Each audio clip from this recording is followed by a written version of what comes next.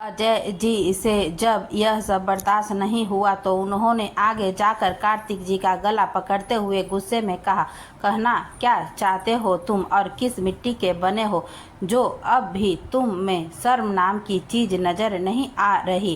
क्या ऐसा कर दिया था मेरी बहन ने जिसका बदला तुमने उसकी ज़िंदगी खराब करके लिया? अरे वो तो पहले ही उस हादसे के चलते जिंदा लाश बन चुकी थी और फिर भी तुमने हर रोज उसे जीते जी मारा। क्या बिगाड़ा था मेरी बहन ने तुम्हारा? अपने पिता के जायज गुस्से को देखते हुए अथर्व और अर्जुन आगे भी नहीं आए कि उन्हें रोक ही दे, क्योंकि जानते थे कि अगर कोई अनन्या की तरफ आंख भी उठाकर देखेगा तो वह दोनों उसे जहन्नुम के दर्शन करा देंगे। और इस इंसान ने तो उनके डैड की बहन की पूरी जिंदगी ही बर्बाद कर दी, उस पर इतने जुल्म किए, शारीरिक मानसिक दोनों तरह के। तो अजय जी का गुस्सा तो बिल्कुल बनता है, और वह भी तब जब उन्होंने खुद इंसान को अपनी बहन के लिए चुना था। अजय जी अभी भी गुस्से में चिल्ला रहे थे।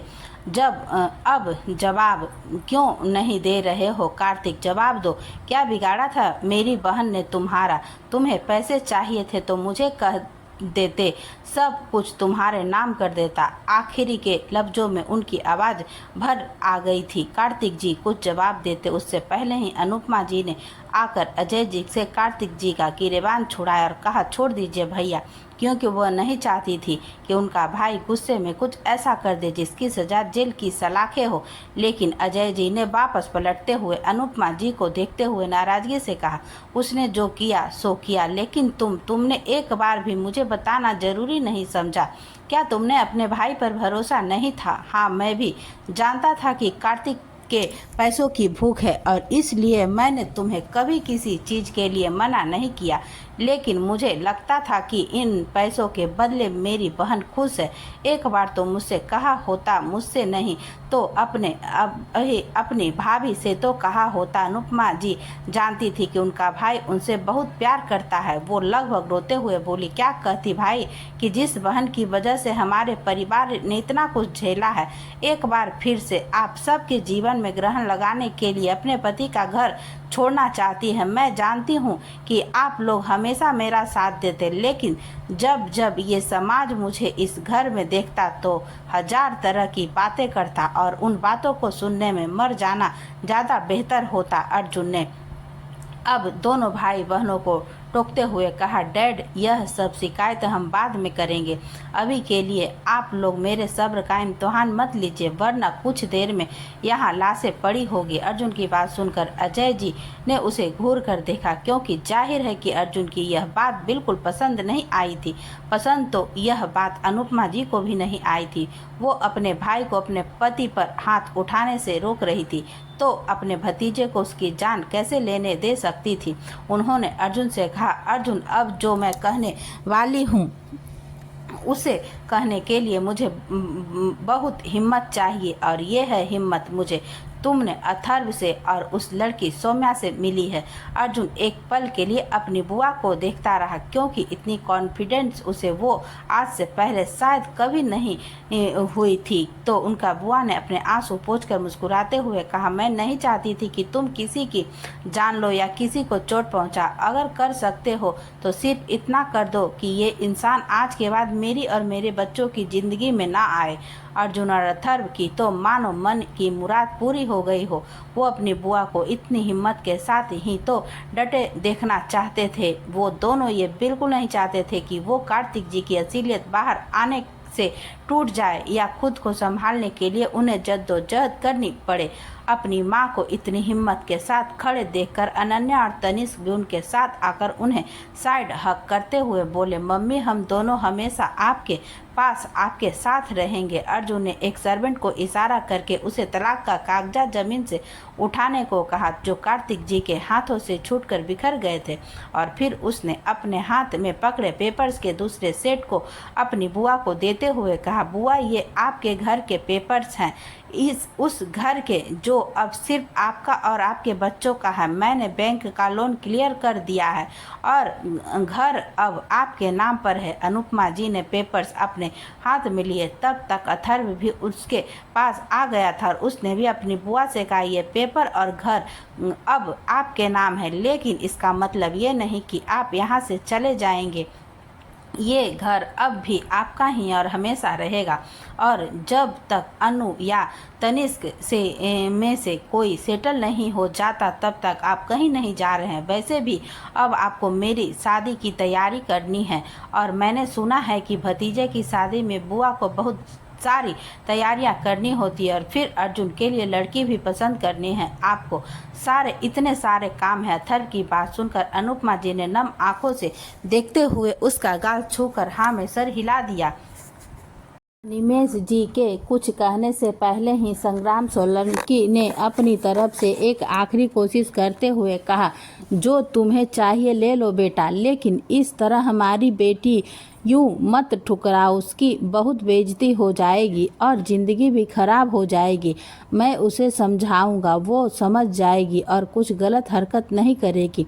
तुम चाहो तो मैं अपनी पूरी प्रॉपर्टी तुम्हारा नाम कर सकता हूँ, अर्जुन ने संग्राम सोलंकी से कहा। और आपको सच में लगता है कि मैं आपकी प्रॉपर्टी के लिए आपकी पोती से शादी करने के लिए तैयार हो जाऊंगा? पहले आप अपने दिल पर हाथ रख के बताइए कि क्या आपकी पोती मेरे घर की बहू बनने का लायक है?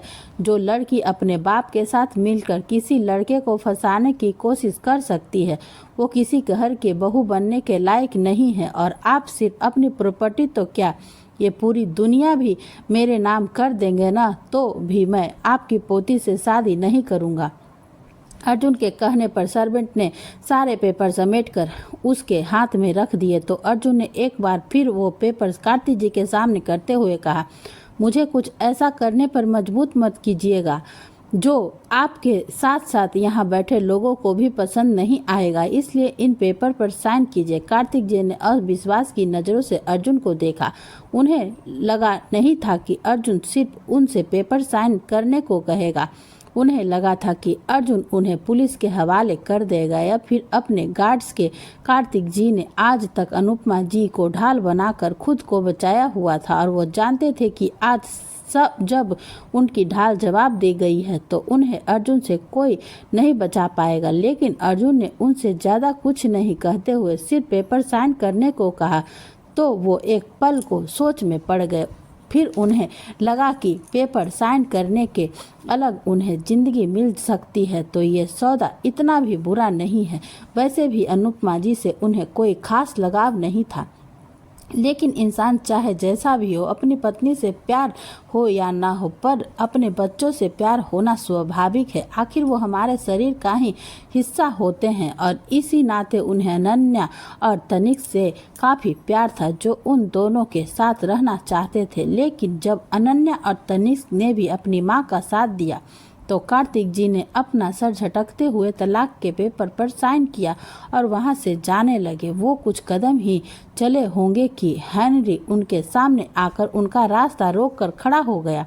उन्होंने कन्फ्यूजन से हेनरी को देखा तो पीछे से अथर्व ने तेज आवाज में कहा, अरे अभी कहाँ चले फूफा जी, अभी तो आपके दोस्त का भी हिसाब किताब बाकी है। अब कार्तिक जी की सिट्टी पिट्ठी गुम हो चुकी थी, क्योंकि अब वो समझ गए थे कि अर्जुन इतनी आसानी से नहीं मानने वाला। उसने जरूर कुछ और सोच रखा है। सामने खड़े 6.5 फुट के अर्जुन के गार्ड को देखकर कार्तिक जी के पास अब कोई चारा नहीं बचा था कि वह अपने हस्ल को अपने आंखों से देखे, तो वह चुपचाप वापस आकर सोफे पर बैठ गए। अर्जुन ने एक बार फिर अपना ध्यान अनिमेष और नीरज की तरफ करते हुए कहा, तो क्या डिसाइड किया आप लोगों ने, कैसे मेरा कर्जा चुकाने वाले हैं? ये सब बोलते हुए उसने कुंज के सामने अपना हाथ आगे किया तो कुंज ने एक और पेपर उसके हाथ में रख दिया, जिसमें उसने आज तक का अनिमेष सोलंकी द्वारा प्रताप ग्रुप में किया गया घपले का हिसाब किताब था। अर्जुन ने जब उस हिसाब किताब को अनिमेष को बताते हुए आखिरी और फाइल का अमाउंट बताया तो अनिमेष जी की आंखें बड़ी हो गई। अर्जुन ने उनकी बड़ी बड़ी आंखों को देखकर व्यंग्यात्मक तरीके से मुस्कुराते हुए गया। कहा, क्या हुआ? आपकी आंखों के डोले आंखों से बाहर आने को क्यों है? वैसे जहाँ तक मुझे लगता है ये अमाउंट इतना तो है कि इससे आपकी सोलंकी ट्रेडिंग कंपनी के बचे हुए 35% शेयर आराम से खरीदे जा सकते हैं। नीरज से अब रुका नहीं गया तो उसने अर्जुन से कहा, सोलंकी ट्रेडिंग कंपनी मेरी है, मेरे पापा की नहीं, और मैं अपनी कंपनी का एक शेयर भी किसी को नहीं देने वाला, क्योंकि तुम्हारे अलावा बाकी बचे 35% शेयर मेरे नाम पर है। अर्जुन को नीरज को यूं बीच में बोलना अखर गया था तो उसने एटीट्यूड से कहा, तुम्हें लगता है कि अगर मैं शेयर लेने पर आ गया तो तुम ना करने की हालत में रहोगे? तुम्हारे लिए यही बेहतर है कि तुम आराम से मान जाओ, वरना तरीके मेरे पास बहुत है। तुम्हें आज के आज ये सारे शेयर नक्श के नाम करने होंगे, क्योंकि आज से सोलंकी ट्रेडिंग कंपनी का नया कार्यकारी सीईओ नक्श प्रताप सिंह होगा।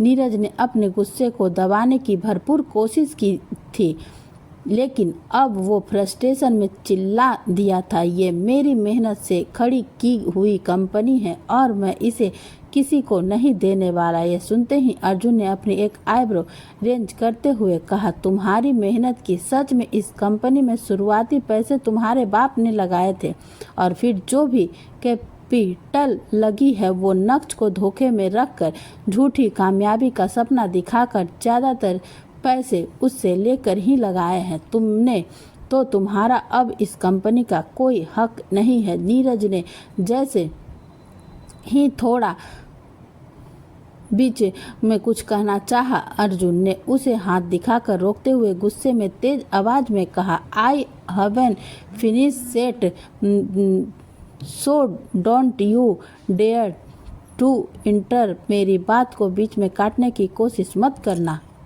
अर्जुन की तेज आवाज सुनकर एक पल के लिए हॉल में शांति छा गई। अर्जुन ने रमेश को देखते हुए कहा, कहिए मिस्टर सोलंकी, क्या सोचा है आपने? नितिक्षा ने अपनी बेइज्जती बर्दाश्त नहीं हुई और वह अर्जुन के सामने आते हुए बोली, हाँ जानती हूँ तुम क्यों शादी नहीं करना चाहते, क्योंकि अग्रिमा ने तुम्हें 2 दिन में ही अपने वश में कर लिया है, अपने भोले चेहरे और खूबसूरती के जाल में। आखिर उसने तुम्हें फंसा ही लिया। लेकिन अब तुम्हारी बात का क्या, जो तुमने पूरी पंचायत के सामने कही थी कि तुम उस लड़की को कभी नहीं अपनाओगे। मुझसे शादी नहीं करनी है तो मत करो, लेकिन उससे कैसे करोगे? क्योंकि इतना तो साफ समझ में आ रहा है कि तुम उसकी तरफ अट्रैक्ट हो रहे हो। वैसे तो अर्जुन किसी को साफ साफ बताना नहीं चाहता था कि वह अग्रिमा को पसंद करता है, लेकिन नितिक्षा की बात सुनकर उसने कहा, उसने मुझे 2 दिन में फंसा लिया और तुम मेरे घर में रहते हुए भी नहीं फंसा पाई। तुम्हें नहीं लगता कि तब तो वो तुमसे ज़्यादा टैलेंटेड है? अरे मुझे तो क्या, तुम तो मेरे घर वालों के दिल में भी जगह नहीं बना पाई, जबकि उस लड़की ने तो तुमसे ज़्यादा जगह 2 दिन में बना ली है। अगर वो मलिक परिवार की बेटी नहीं होती तो मेरी मॉम और बुआ शायद उस दिन कबीर की शादी में ही उससे मेरे रिश्ते की बात कर लेती। क्यों मॉम, सही कह रहा हूँ ना मैं? और तुम उस लड़की से बराबरी करने चली हो। तुम शायद भूल रही हो कि उसे मुझे फंसाने की कोई ज़रूरत नहीं है। वो अपने हक की लड़ाई लड़ सकती है। अगर वह दिन पंचायत में अड़ जाती कि उसे मेरे साथ ही जाना है तो शायद अपने परिवार की इज्जत के सामने मुझे ही हारना पड़ जाता, लेकिन उसने ऐसा कुछ नहीं किया। मेरी खुशी और मर्जी के लिए उसने खुद के हाथों से अपनी पूरी ज़िंदगी बर्बाद कर ली है। आज भी वो अगर चाहे तो अदालत का दरवाज़ा खटखटा सकती है और शायद अदालत उसके हक में फैसला भी ज़रूर लेगी, और अगर नहीं भी देगी तो उसे इतनी एलुमनी ग्रांट हो जाएगी कि वो अपनी ज़िंदगी आराम से गुजर बसर कर सकती है। पर वो तुम्हारी तरह एक पैसे के लिए भूखी नहीं है और ना ही तुम्हारी तरह अमीर लड़कों के बिस्तर पर बिछने को तैयार है। नितिक्षा को एक बार फिर आईना दिखाकर अर्जुन ने फिर अपना रुख अनिमेष सोलंकी की तरफ करते हुए कहा, मिस्टर सोलंकी, मुझे लगता है अब ड्रामा बहुत हो गया है, तो बताइए आप अपने बेटे को खुद मनाएंगे कि वो अपनी कंपनी नक्श के नाम पर ट्रांसफ़र कर दे या फिर मैं अपने तरीके से इस्तेमाल करूं। अनिमेष जी भी अपनी सारी जिंदगी की जमा पूंजी को इस तरह नहीं जाना देना चाहते थे। उनके पास हुक्म का इक्का था तो पर इस इक्के को वो इस तरह ब्लैकमेल होकर इस्तेमाल नहीं करना चाहते थे, पर अब कोई चारा बचा भी नहीं था। कार्तिक जी और अनिमेष जी के दिमाग में अभी भी कुछ चल रहा था जो शायद किसी के भले के लिए तो नहीं था। अनिमेष जी ने अब सोफे से उठते हुए अर्जुन के सामने आकर कहा, मैंने सुना है तुम तेजवीर को ढूंढ रहे हो। ये सुनते ही सब हैरानी से अनिमेष जी की तरफ देखने लगे कि आखिर वो इस वक्त तेजवीर का जिक्र क्यों कर रहे हैं। अर्जुन को भी अनिमेष जी से इस सवाल की उम्मीद नहीं थी और उसने ज़्यादा हैरान तो इस वक्त अनुपमा जी थी। अनिमेष जी सबके चेहरे के उड़ते हुए रंग को देखकर खुश होते हुए बोले, मैं जानता हूँ तेजवीर कहाँ है। अर्जुन ने इतना सुनते ही आगे आकर अनिमेष जी का गिरबान पकड़ लिया और कहा, कहाँ है तेजवीर, बताओ मुझे। जिस पर अनिमेष जी ने बेशर्मी से हंसते हुए कहा, ऐसे नहीं मिस्टर प्रताप, मुझे लगता है हमें डील करनी चाहिए। अर्जुन ने हेनरी को देखकर अपना हाथ आगे किया तो हेनरी ने तुरंत एक ग्लॉक पिस्टल अर्जुन के हाथ पर रख दी, जिसे अर्जुन ने सीधे अनिमेष जी की कनपट्टी पर टिकाया और कहा, करे डील। अथर्व ने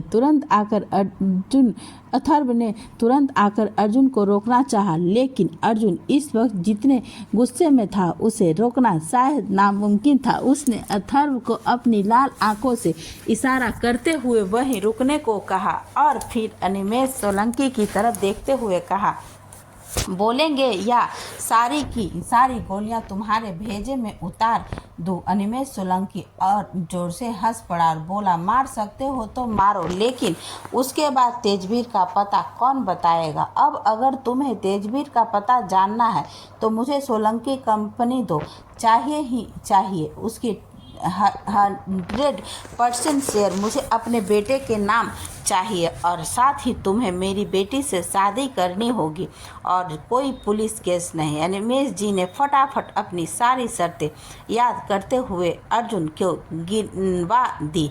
अर्जुन कुछ कहने वाला ही था कि अथर्व और अजय प्रताप जी ने एक साथ कहा।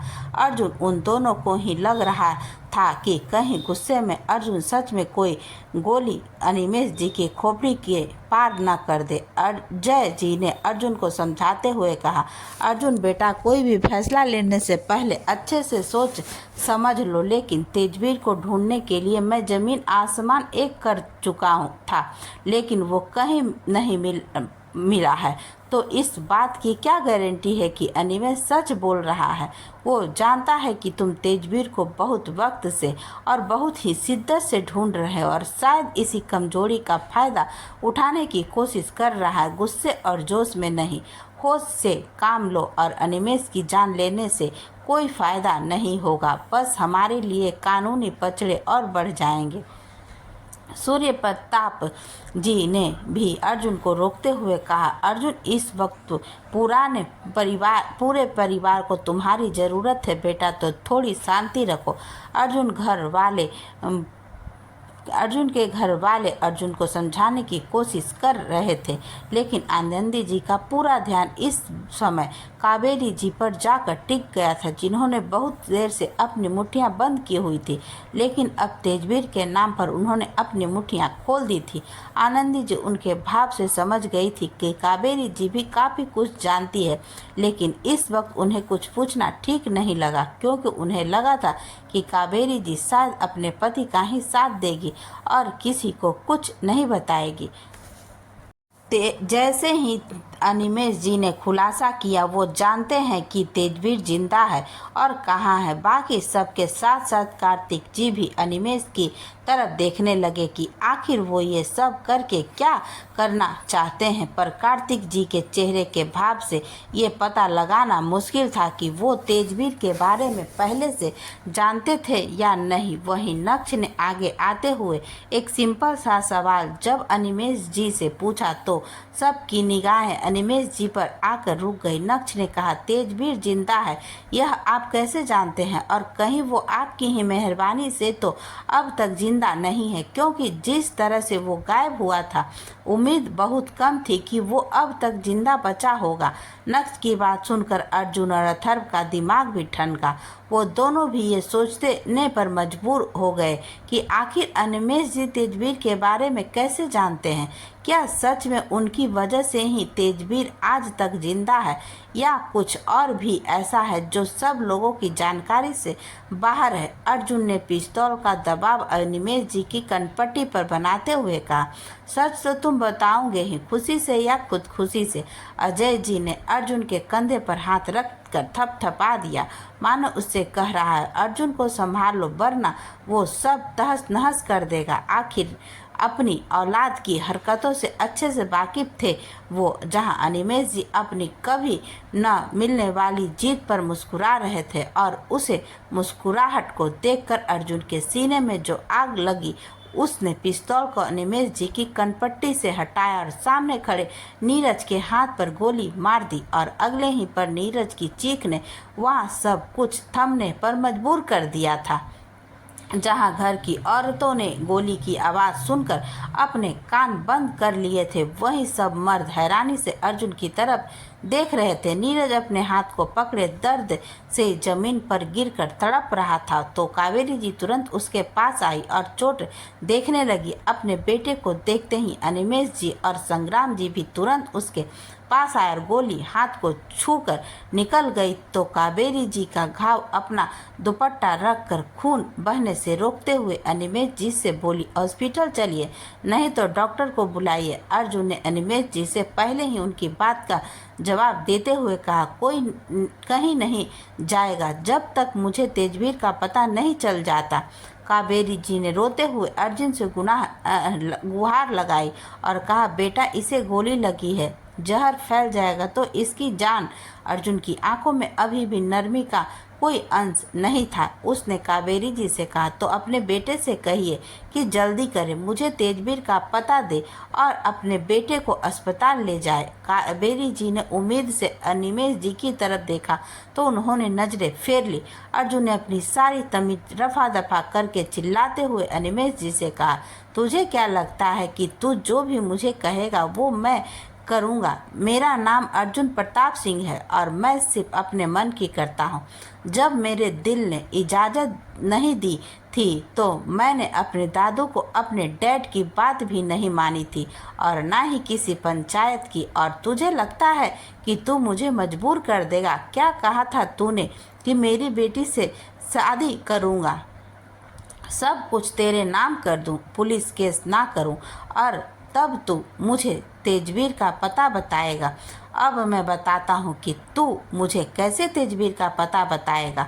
सबसे पहले मैं तेरे बेटे के दोनों हाथों पर गोली मारूंगा और फिर दोनों पैरों पर और फिर उसे फेंक दूंगा अपने गार्ड्स के सामने, जो इसकी वो हालत करेंगे कि ये जिंदगी भर अपने पैरों पर चलने और अपने हाथ से खाने को तरसेगा। और वैसे सच कहूँ तो मेरे गार्ड्स को तेरी खातिरदारी करने में भी बहुत मज़ा आएगा। इनफैक्ट अब तो मेरे हाथों में भी खुजली मच रही है। मैं यहाँ सिर्फ अपनी मॉम, दादी और बुआ को देखकर चुप हूँ। इसका मतलब ये नहीं है कि मैं तुम्हारी सारी बकवास सुनता रहूँगा। अब या तो सब कुछ चुपचाप तोते की तरह बोलना शुरू करो, नहीं तो तुम जैसे लोगों का इलाज करने के लिए मेरे पास एक स्पेशल हॉस्पिटल है जहां इलाज डॉक्टर अर्जुन प्रताप सिंह करता है और मेरे इलाज किए हुए पेशेंट जिंदगी में दोबारा कभी बीमार नहीं होते। अर्जुन की ये लाइन सुनते ही अथर्व और नक्श के चेहरे पर एक बढ़िया सी मुस्कान आ गई, जो दर्शा रही थी कि उनका भाई दुश्मनों के लिए सच में शैतान ही है। वहीं दूसरी तरफ अस्पताल में पार्थ ने अग्रिमा को सब कुछ बता दिया था कि दवा बदलने वालों ने सब अनिमेष सोलंकी के कहने पर किया है, जिसे सुनकर अग्रिमा और उसका पूरा परिवार भी हैरान थे। हालांकि उनके सोलंकी परिवार के साथ बहुत अच्छे तो नहीं पर ठीक ठाक संबंध थे। ज़्यादा दोस्ती नहीं थी पर दुश्मनी भी नहीं थी। हाँ, तेजवीर भी हमेशा से ही अजय जी की तरह अनिमेष से दूर ही रहता था, पर उसके जाने के बाद मलिक परिवार को सोलंकी परिवार से कोई खास लेना देना नहीं था। वहाँ सब लोग ये समझने की कोशिश कर रहे थे कि अग्रिमा की मां की जान लेने में अनिमेष सोलंकी का क्या फ़ायदा हो सकता है। और सबसे बड़ी बात, संचिता जी तो दुनिया की नज़रों में पहले ही मर चुकी है, तो अनिमेष सोलंकी कैसे जानता है कि वो जिंदा है और इस हॉस्पिटल में एडमिट है। कुछ समय न आने की स्थिति में राजवीर जी और सुभाष जी ने उठते हुए कहा कि वो अनिमेष सोलंकी से मिलने जा रहे हैं, पर पार्थ ने उनसे कहा कि अनिमेष सोलंकी इस वक्त अर्जुन के साथ हैं। पार्थ ने किसी को ज़्यादा कुछ नहीं बताया, पर अर्जुन का नाम सुनकर सब वैसे ही चुप हो गए, क्योंकि इनमें से कोई भी अर्जुन के सामने नहीं जाना चाहता था। अग्रिमा ने पार्थ को थैंक यू कहा और माफ़ी भी मांगी, क्योंकि उसकी वजह से पार्थ को इस वक्त सौम्या को अकेला छोड़ना पड़ा, जिस पर पार्थ ने मुस्कुराते हुए कहा, अगर ज़रूरी नहीं होता तो वो खुद ही सौम्या को कभी अकेले छोड़कर नहीं आता। पार्थ ने वहाँ से जाने के बाद अग्रिमा और सुभाष जी ने सबको एक साथ बैठाया और अग्रिमा ने कहा, पापा माँ जब होश में आई थी तो उन्होंने मुझसे काफ़ी देर बात की।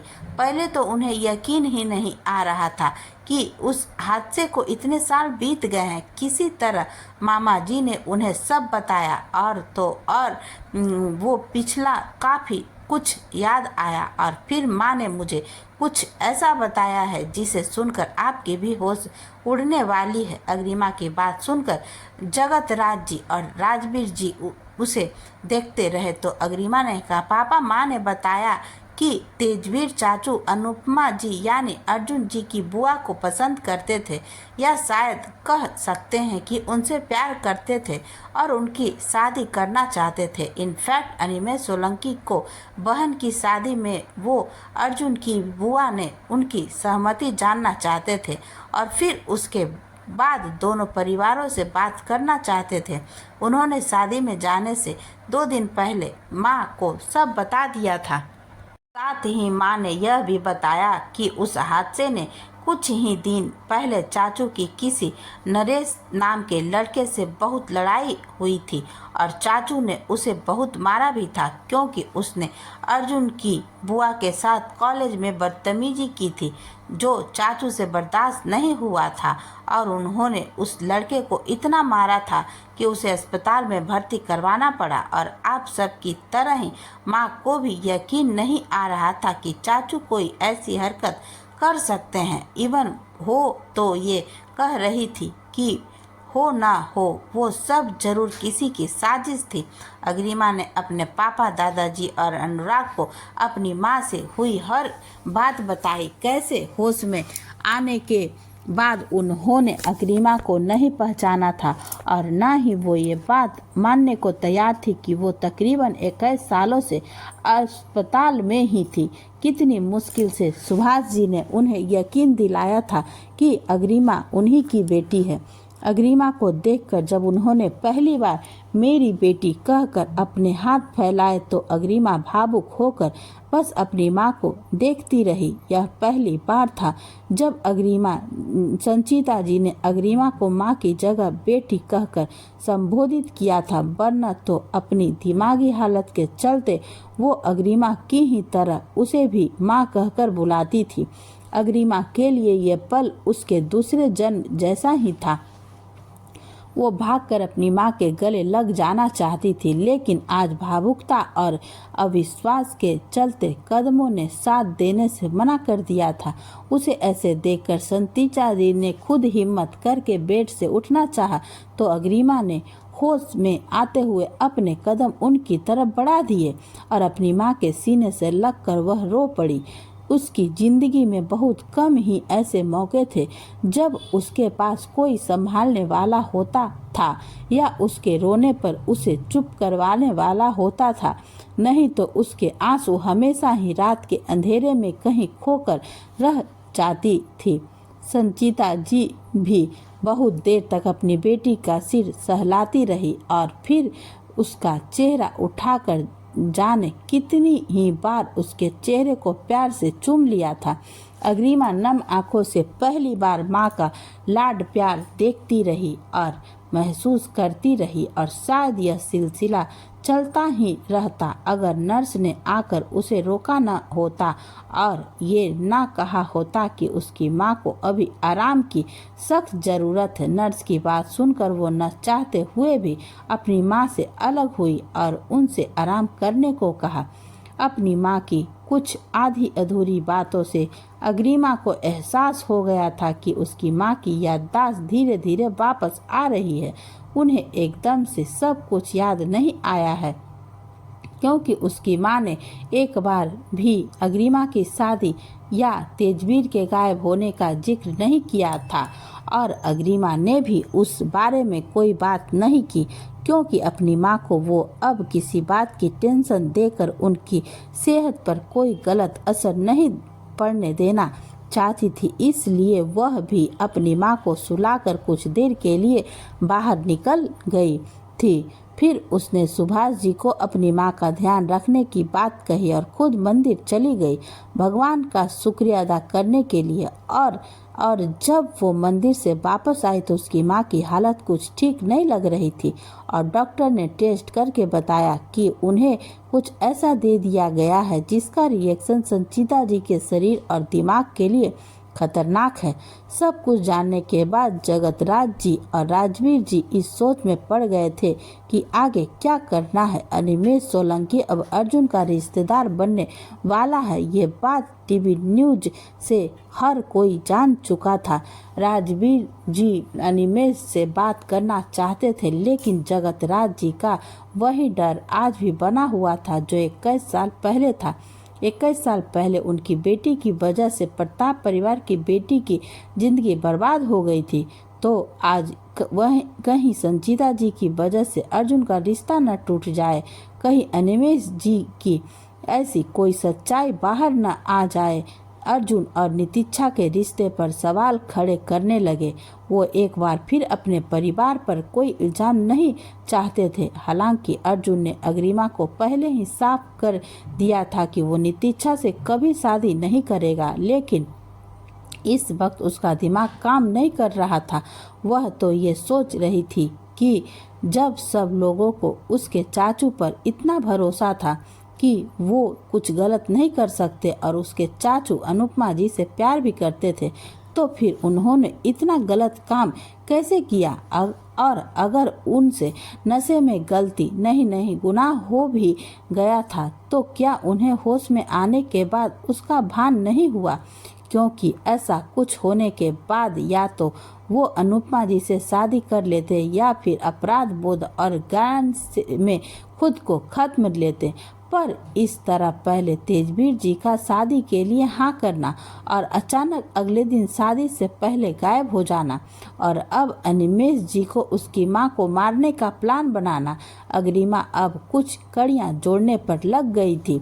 वहीं प्रताप मेंशन में कावेरी जी पूरे प्रताप परिवार से गिड़गिड़ाते हुए अपने बेटे की जान की भीख मांग रही थी। उनकी चीख पुकार सुनकर हर किसी का दिल भर आया था, लेकिन अर्जुन ने खुद को अब तक कठोर बनाया हुआ था। वह अभी तक अपने फैसले से टस से मस नहीं हुआ था। उसका कहना था कि जैसे ही अनिमेष जी उसे तेजवीर का पता दे देंगे वो खुद ही नीरज को अस्पताल पहुंचा देगा और इसका इलाज भी करवा देगा। वहीं अनिमेष जी ने इस वक्त जोश में आकर या मजबूर होकर ये तो बता दिया था कि तेजवीर जिंदा है और वो उसका पता जानते हैं, लेकिन अब आगे क्या करना है ये उनके दिमाग में भी पहले बन गया था। अब जल्दबाजी में वो कुछ सोच भी नहीं पा रहे थे और सच वो बता नहीं सकते थे, क्योंकि सच जानकर तो अर्जुन एक पल सोचे बिना ही उन्हें गोली मार देगा।